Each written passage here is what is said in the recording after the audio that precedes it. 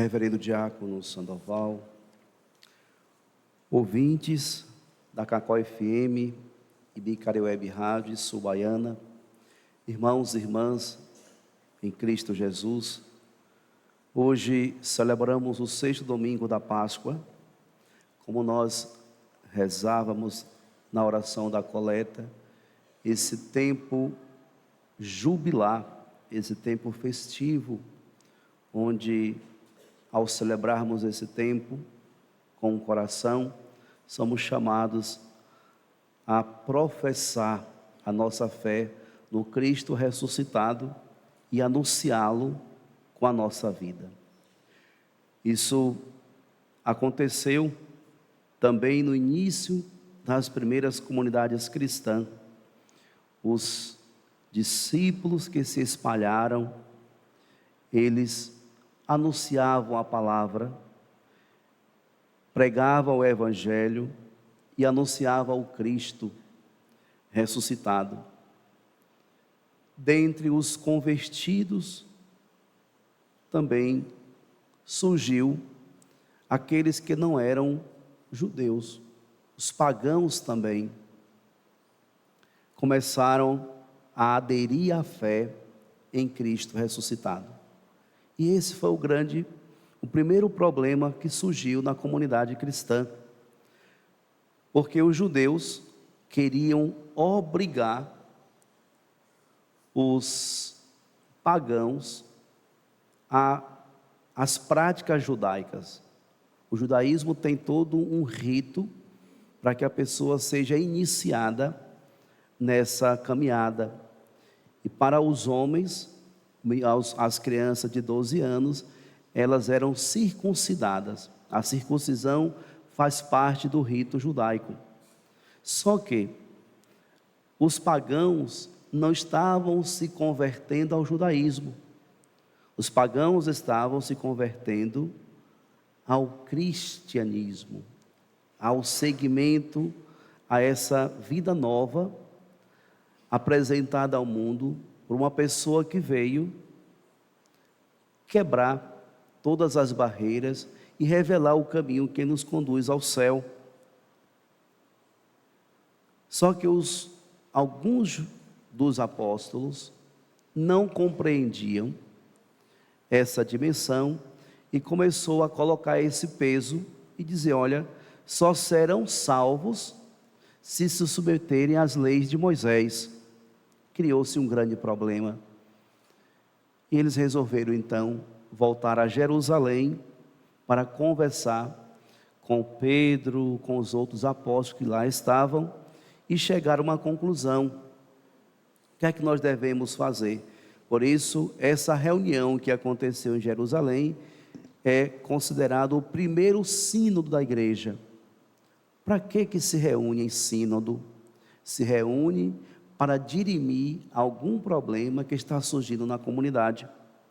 E o primeiro problema foi justamente esse: novas conversões, e essas conversões traziam também algumas realidades que precisavam ser refletidas. Chegaram à seguinte conclusão: não vamos colocar nenhum peso sobre vós. Uma carta muito bonita. Nós, os apóstolos, os anciãos, vossos irmãos, saudamos os irmãos que vindo do paganismo e que estão em Antioquia e nas regiões da Síria e da Cilícia. Ficamos sabendo que alguns dos nossos causaram perturbações com palavras que transtornaram o vosso espírito. Eles não foram enviados por nós.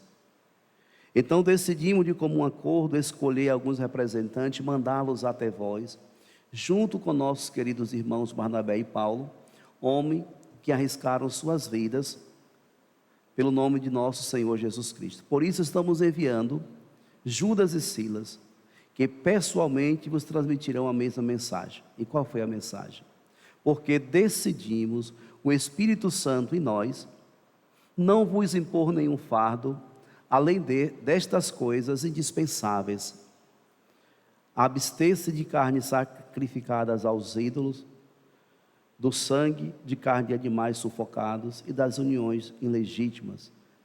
Vós fareis bem se evitardes essas coisas. Então chegar à conclusão, uma conclusão de que os pagãos, convertidos à fé em Cristo, não era necessário a circuncisão e cumprir algumas leis mosaicas, mas para viver a fé cristã, para fazer parte da comunidade dos batizados, era preciso então renunciar às práticas pagãs, abster-se de carnes sacrificadas aos ídolos. Os pagãos tinham as suas práticas religiosas e uma delas era sacrificar animais. E no sacrifício desses animais aproveitava-se as carnes. Ou também tinha essa questão de matar os animais sufocados. Então, eram umas práticas próprias do paganismo. Uma vez que esses pagãos se converteram a Cristo, essas práticas não fazem mais parte da vida deles. Então, é preciso, a partir de agora, abster-se dessas práticas e também das uniões ilegítimas. É preciso também começar a viver de acordo à fé. E aí, amados irmãos e irmãs, essas orientações lá do início do cristianismo, elas perduram até hoje. Todo aquele que quer ser cristão, todo aquele que deseja seguir a Cristo, precisa então obedecer os seus mandamentos, seguir os seus ensinamentos.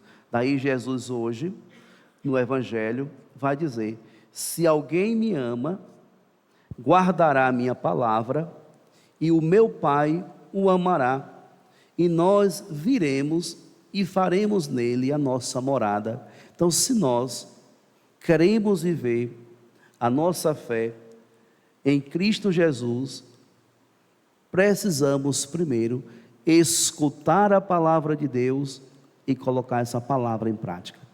E aí então, a partir desse momento, nós começamos a sermos identificados como discípulos de Jesus, porque o discípulo do Senhor é aquele que escuta a sua palavra, guarda no coração e transforma em vida.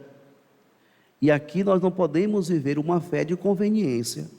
Senão eu vou viver isso aqui, mas isso eu não vou viver.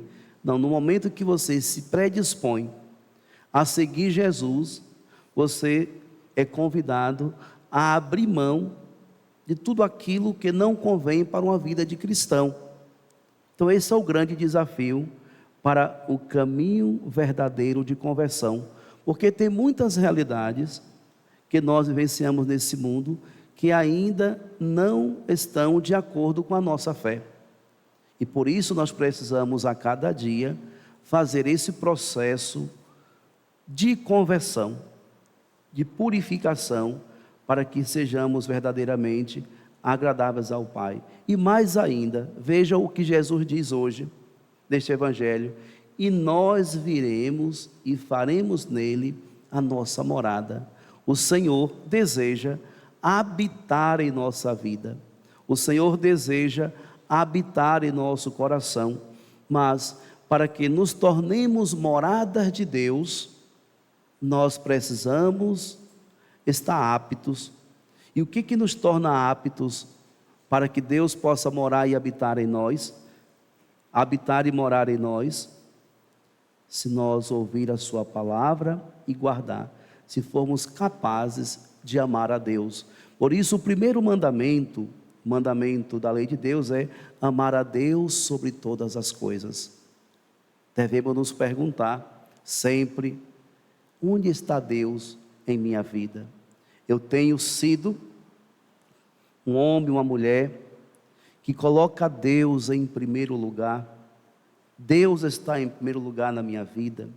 Como é a minha relação com o Senhor durante o dia a dia? Como eu dialogo com Deus? Nós sabemos que nós temos muitas ocupações, mas uma principal é se ocupar com as coisas de Deus. é guardar no coração os seus ensinamentos e transformar os seus ensinamentos em vida. E Jesus continua hoje neste evangelho, que é um evangelho onde tem um discurso de despedida de Jesus. Jesus está preparando os seus discípulos para a sua ascensão. Por isso, nesse discurso de despedida, ele diz que vai enviar o defensor. Mas o defensor, o Espírito Santo, que o Pai enviará em meu nome, ele vos ensinará tudo e vos recordará tudo o que eu vos tenho dito. Ou seja, o Espírito Santo, que se derrama sobre nós, nos capacita para que possamos amar a Deus. Então o Espírito Santo nos move em direção ao Senhor.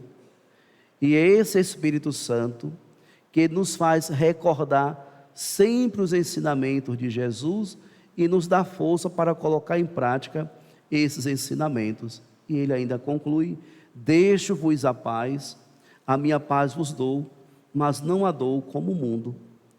A paz que nós vivemos no mundo é trazida por meio das armas. Não sei se vocês lembram, alguns anos atrás aqui na Bahia houve uma greve dos policiais. Todos os policiais se recolheram nos seus quartéis. E a cidade, as maiores, eu morava em Itabuna na época, virou um caos. Virou uma situação terrível. Foi uma noite, foi uma semana de greve, mas foi uma noite de muita violência, dias de muita violência, de muitos assassinatos, porque a polícia não estava agindo, não estava nas ruas para coibir a violência. Então a paz que o mundo nos dá, ou essa sensação de paz, vem porque o Estado dá autorização para que homens possam estar fazendo essa ordem em nossa cidade, em nossas ruas. Uma vez que o Estado se afasta, então a violência avança. Jesus diz: a minha paz não a dou como o mundo. A paz que Jesus dá não vem das armas, não vem da violência, mas a paz que Jesus deixa ao mundo vem a partir do coração. Todo aquele que ama a Deus se torna verdadeiro promotor da paz. Então, quem ama o Senhor promove a paz.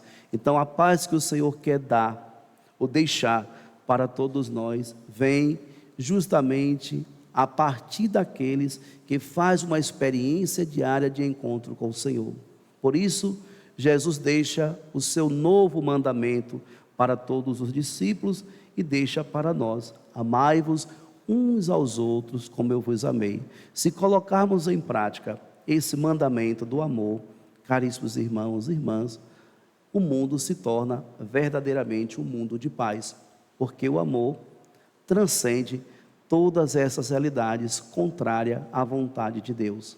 Por isso, nesse sexto domingo da Páscoa, que nós possamos pedir ao Senhor que nos conceda a força e a graça da verdadeira conversão. Sabemos que não estamos prontos, que a cada dia precisamos nos melhorar um pouco mais, mas com a clareza dos ensinamentos bíblicos e movidos por nossa fé, que possamos nutrir em nosso coração o desejo de mudança.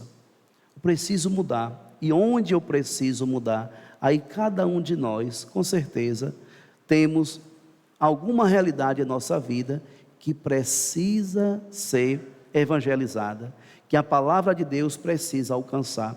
E é justamente nessas realidades que nós precisamos permitir que o Senhor haja, que o Espírito Santo nos fortaleça e que a graça de Deus possa verdadeiramente agir em nossa vida. Então, que nós possamos fazer sempre esse caminho de conversão e buscar desenvolver sempre mais essa intimidade com o Senhor.